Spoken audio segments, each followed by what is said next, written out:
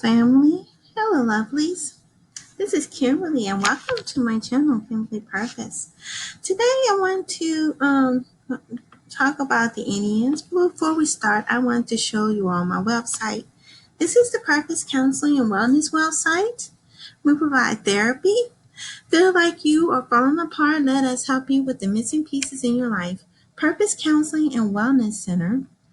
PCWC provides a variety of therapeutic services, counseling services geared towards helping individuals, families, and communities. Our goal is to assist individuals holistically through our transpersonal counseling psychological services. You can come and check out our website, and then over here is the Psychology Today page, and we give affordable rates. You can come and check me out on Psychology Today. Okay, let's get started, you guys. Now, we are going to go to the page that I wanted to start us on. See if I can get to it. I wanted to talk to you about an interesting article I found. When I found the article, I went to my Twitter. This is my Twitter page, you guys. It's Kimberly Purpoz. I believe I have a link of that page to my social media on YouTube, so you should be able to find it. But I had the articles. Whenever I find neat articles or something, I come across something, I put it up here to share it with you all. But I'm going to go ahead and go to the page that we're going to do the article on.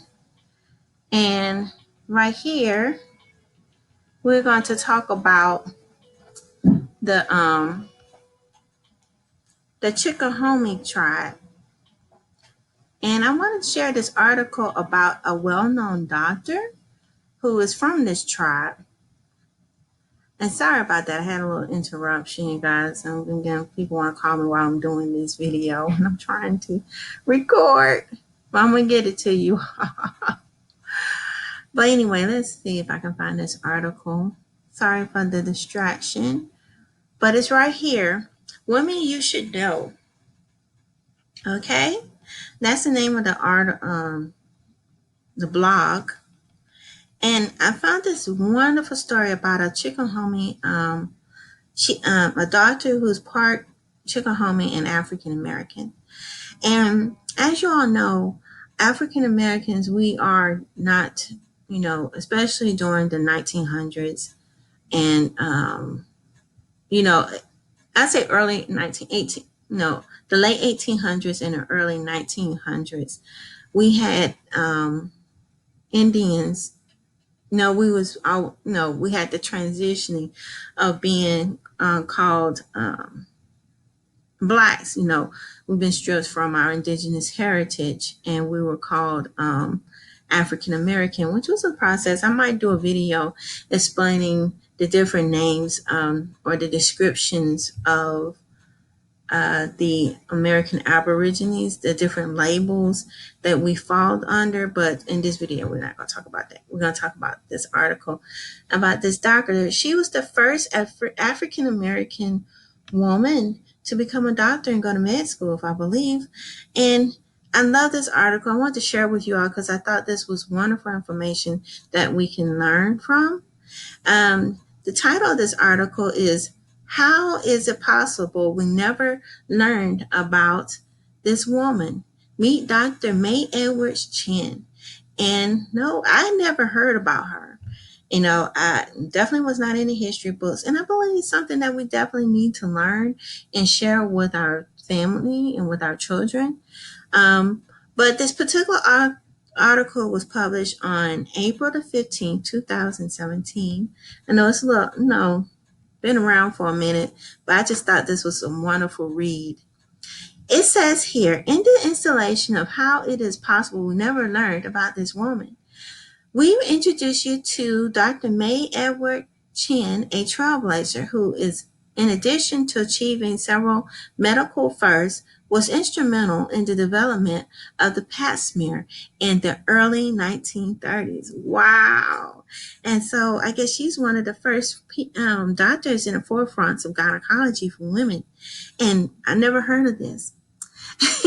And let's go on. The pap smear is an exam that they give to women to test them for different diseases or different health issues as it pertains to the female reproductive organs, And usually, I believe it's recommended that women get pap smear at least once every year, once or twice each year.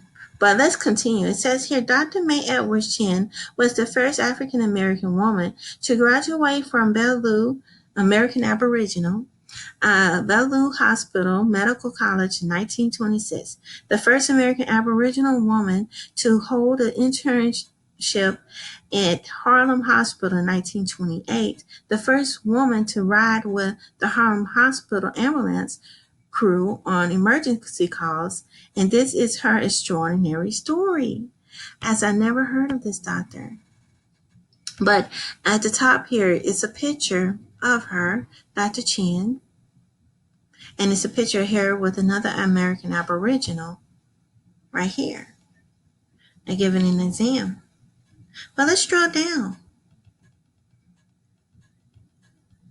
It says, May was born on April 15, 1896 in Great Barrington, Massachusetts, and grew up in New York City. Her father was born into slavery in Virginia, but escaped at age 11, and her mother was a Native American from the Chickahominy Indian Reservation near Norfolk, Virginia, which everybody knows that a lot of the natives, the African Americans, aka American, are actually the American Aboriginals, especially during that time period of the late 1800s.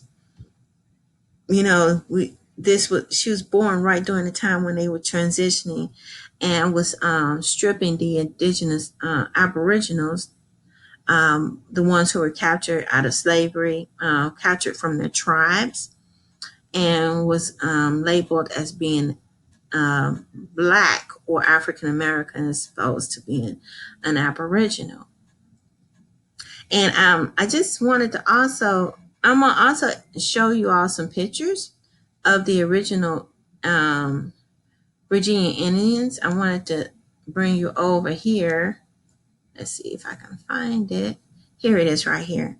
This is the actual picture of the original Indians from the 1600s that they very rarely publicized. But you see, these were American Aboriginals right here in Virginia. This is what the Europeans saw when they first got here. Aboriginals with curly woven hair and dark skin. Okay, so they called her African American, and her mother's from Virginia, and her father was considered African American. More than likely, she's an Aboriginal American Indian. She is. But let's go back to that page again where they're talking about Dr. Chinn.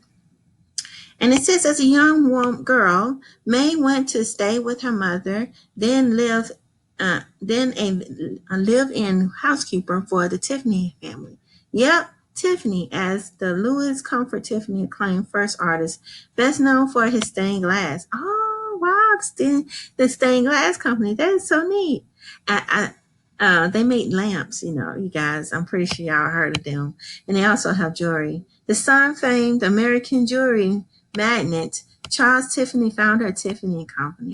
Wow. Well, that's interesting information to know about. And it says, living in the state, May was exposed to everything the Tiffany children were: culture, art, music, languages. In turn, she received a good secondary education from the family, but never officially completed high school.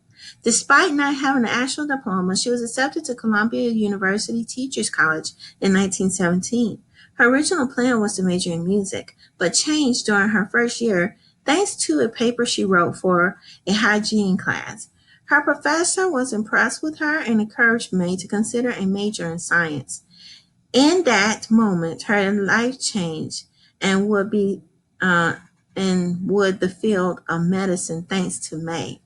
Wow. So she was encouraged to major in science. That's neat. Let's drill on down. And it says in 1921, she received a bachelor's degree in science from the Columbia Teachers College and went to Bellevue Hospital Medical College as an Aboriginal woman. She faced adversities every step of the way, but fought through it all and achieved incredible success. And then it strolls down and it's more. It says in the mid 1920s, African American aka American Aboriginal physicians were not granted admitted privileges on special residencies at hospitals. So after graduating from Bellevue Hospital College and completing an internship at Harlem Hospital in 1928, Chinn opened a private practice in Edgecombe Avenue, working with other American Aboriginal physicians at the Edgecombe Sanitarium for non-gray patients. She attended most of her patients in her office in her own room, even for surgery in some cases. Her interest in the early cancer diagnosis developed during these years as she saw many patients who were very ill with terminal diseases, often late-stage cancer. And let's see how much longer this is. I might skip through here because I don't want to take up too much of your time. But if y'all want to read it, I'm definitely going to leave a link so you can learn more about it. But I'm going to stroll on down. And it says here, in 1944, Dr. Chinn was invited by Dr. Elise Strain, Esperance, founder of the String Cancer Clinic at Memorial Hospital, to take a position on Tuesday afternoon clinic.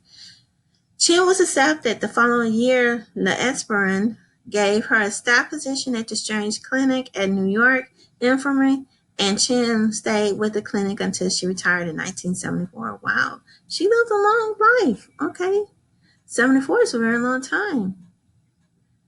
Wow. While there, Chinn promoted cancer screening methods for non-symptomatic patients, routine pap smears, and the use of family medical history to predict cancer risk.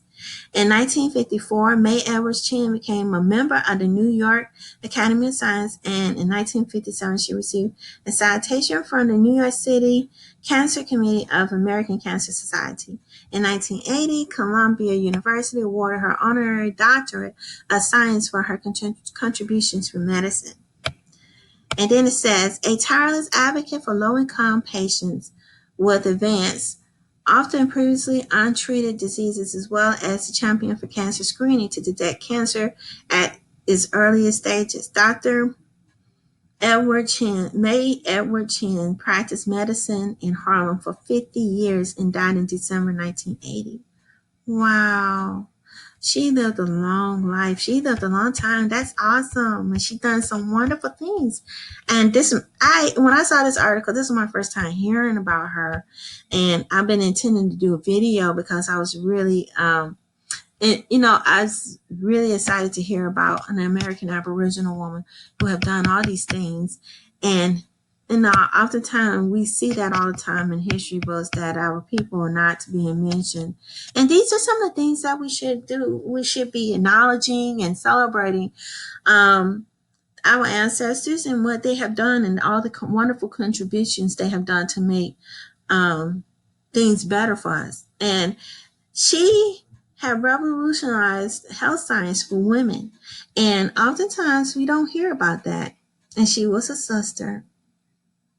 But this is going to be the conclusion of this video. I'm going to put a link to this particular article. I wanted you all to learn more. I want to share with you all some of the wonderful people that, our children should be learning about.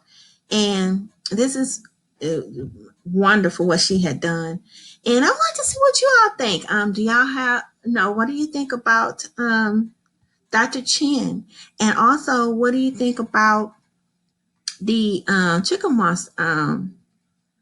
Chickahominy Indian tribe?